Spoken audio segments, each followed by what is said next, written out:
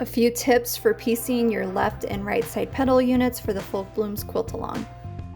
The first thing I recommend is dividing your C pieces in half, so there will be 2 piles of 10 for each of the 5 prints. The 2 piles that I'm making right now, it represents the top and bottom petals from the left and right side petal units. Sorting them this way will help you remember which corner on the C piece that you'll need to snowball later. If your fabrics are directional both vertically and horizontally, then I would divide the C pieces in quarters instead.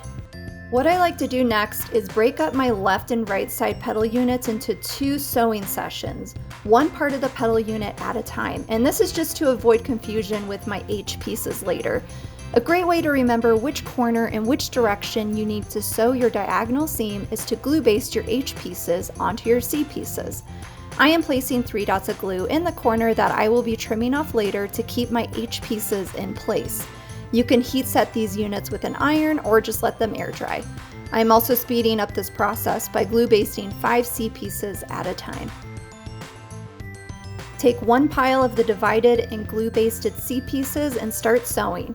For tips on how to efficiently snowball corners, check out my How to Snowball Corners Instagram reel. Because the corners have been glued on, you can quickly chain piece these units. Another tip is to make sure you're starting your diagonal seam on the longest side of the unit, aka don't start sewing at the corner. Doing this creates more surface tension and prevents your unit from being sucked into your feed dogs when you start sewing.